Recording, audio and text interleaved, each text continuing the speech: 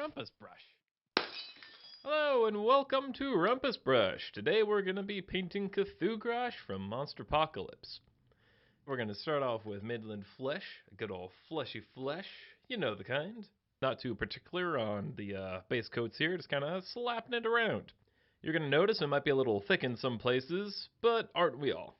Then we're going to follow up with a nice little coat of Blood Tracker Brown. We're going to be looking a little bit like fried chicken, and that's great. The more you look like food, the better it is, right? We're going to be using some darker paints to express those great folds we've got. Going to be using a little bit of shadow to bring out those wonderful love handles of hate. Hate handles? Yeah. Getting some definition in those sweet folds, those fiddly flaps, those mounds of baggy squidness. It may not be your idea of beauty, but believe me, Cthugrosh, he's a looker. That body, it says things like unremitting horror. And we're just kind of smearing purple around into the places that we like. Cooler colors typically mean less sunlight hitting that particular spot, so putting that in the shadow seems like a pretty reasonable thing to do.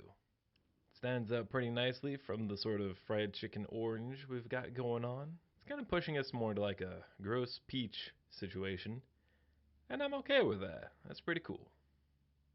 The important thing is, as you make mistakes, just keep on going. Here, my purple's pretty darn strong. That armpit is way too purple.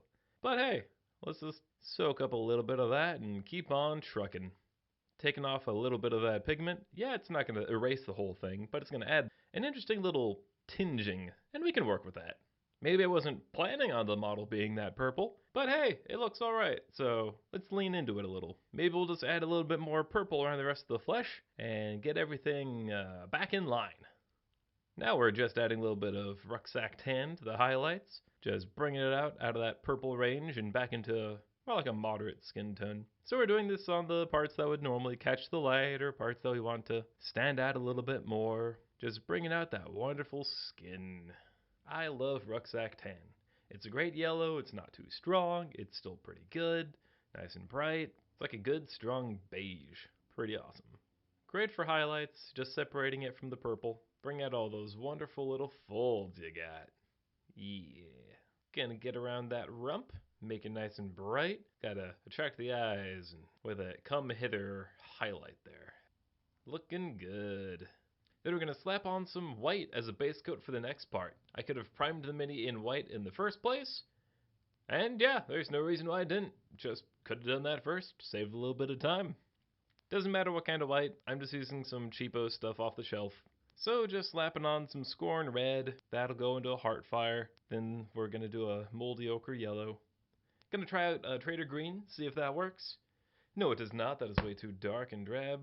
Realize that I don't have a good green or a good blue for this, so let's not think about that metaphorically, and instead we're just going to use like a little turquoise, improvise with that, and that should work just fine. Then we're going to add some more beaten purple onto our tips for the violet, and that's our complete rainbow. So we're just going to repeat that around the model, onto the hand and face tentacles, onto the bat wings, then our big ol' slither dudes at the bottom.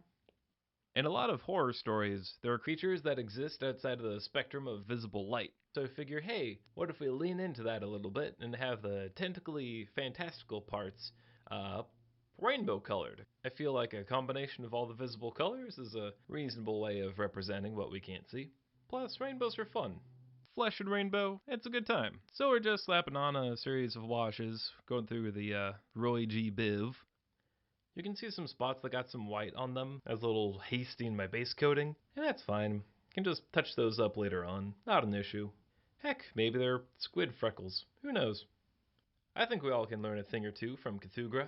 Sure, he's not from around here, but that doesn't keep him from walking down the street with confidence and making new friends. Yeah, I'd put this on a tabletop. Thank you everyone for watching. That's been Cthugrosh.